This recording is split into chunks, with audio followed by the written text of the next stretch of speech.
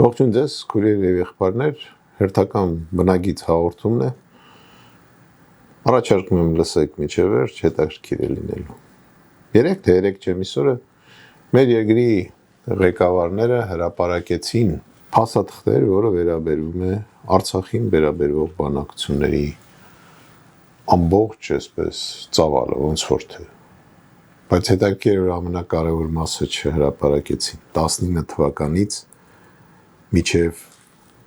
գոնե 23 թվականը ներառյալ երբ հանձնեցին Արցախ։ Ես վերլուծեցի եւ հասկացա, որ նախկինում ես մի անգամ ասել եմ եւ ճիշտ դուս եկա։ Արցախի պայքարը երբ որ սկսեց 88 թվականի փետրվար ամսին, եթե չեմ սխալվում, մենք 6 տարի ամբողջ աշխարհը համոզում էինք, մինչև 94 թիվը ներառյալ,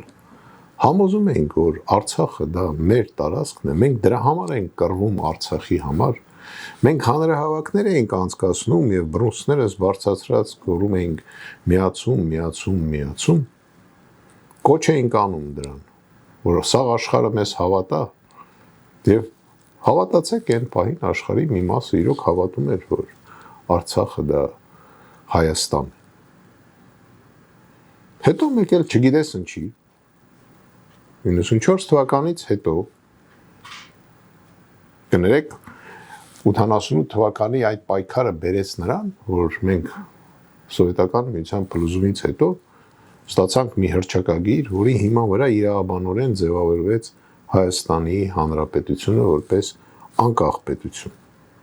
Հռչակեցինք անկախություն։ Մեկ էլ չգիտես ինչի 94 թվականին հետո մեր ղեկավարները սկսին ասել, որ Արցախը անկախ պետք է լինի։ Վստահեցնում եմ, բոլոր մեր ղեկավարները դրան չէին հավատում, որ երբևիցե դա կլինի։ Եվ ոչ մեկ չէր հավատում։ Ոչ մեկ չէր թողա այդ տարածքում Հայաստան ունենալ երկու պետություն։ Բացառվում էր դա։ Եվ ինչ ասեմ, երևի թե ոչ թե անգրագետ պետք է լինես, որ դա չհասկանաս, այլ երևի թե շատ ավելի վատ։ Տեսեք ինչ տեղի ունեցավ։ Մարդիկ, որոնք իրոք մտածում էին Արցախի մասին, մեկ էլ չգիտես ինչի հոկտեմբերի 27-ին 99 թվականին տեղի ունեցավ մի դեպք, որը բոլորս ցավով հիշում ենք, ու հետաքրքիրը նա է, որ այդ օրերին ազգային անվտանգության համար պատասխանատու անձը, ես ձեզ նշում եմ, որ ազգային անվտանգության համար պատասխանատու անձը ոչ թե չպատժվեց, այ հակառակը, առժամանակ հետո նույնիսկ ստացավ պաշտոնի բարձրացում։ Բայց ազգային անվտանգության համար պատասխանատուն այդ թվում երկրի նախագահն էր։ Փաստացի ոչ մեկ պատիժ չկրեց, ոչ մի ձևի։ Այստեղից սկսեց Հայաստանում ղեկավարների անպատժելիությունը, որով օգտվում է մինչև այսօր մեր այսօրվա երկրի ղեկավարը, որը որ ցավոք սրտի, ես ասել եմ արդեն, չգիտենք ում վրա է, ում համար է ծառայում եւ որ երկրի համար է ծառայում։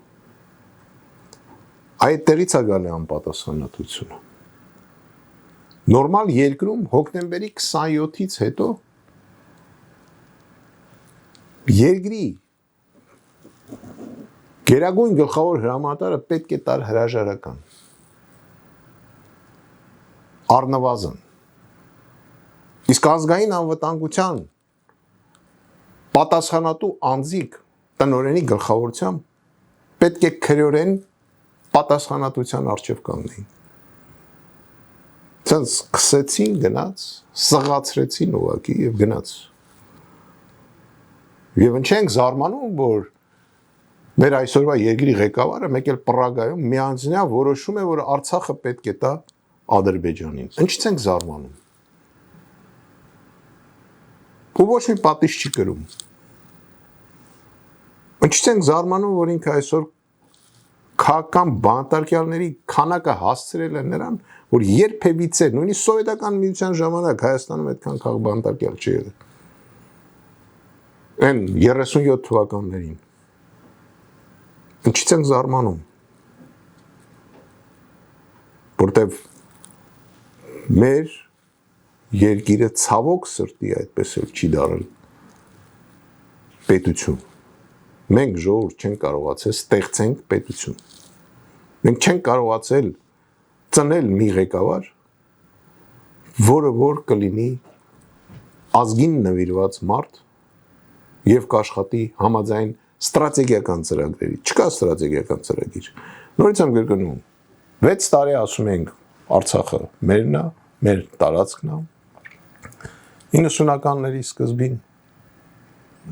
հետո շուռ ենք տալի, ասում ենք անկախ պետություն է։ 30 տարից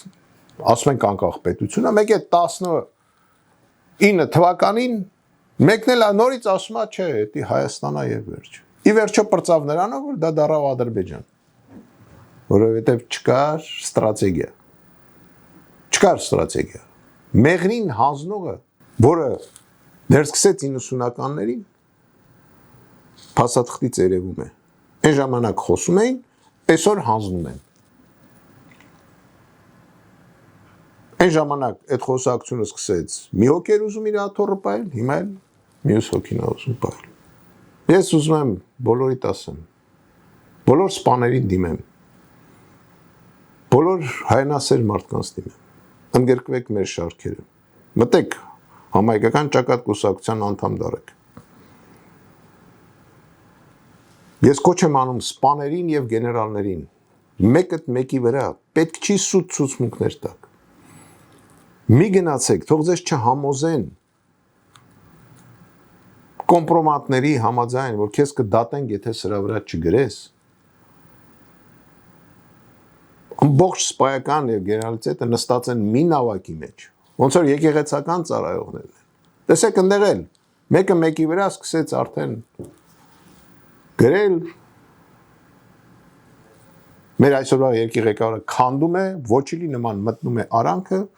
քանդում է ու հետո իշխում է այդ հակասությունների վրա։ Միացեք մեզ, մենք պայքարելու ենք, քանի որ ազգեր, որոնք ընկնում են ճակատամարտում, նորից բարձրանում են, իսկ ազգեր, որոնք հանձնվում են, վերանում են, մենք չենք հանձնվելու։ Շնորհակալություն։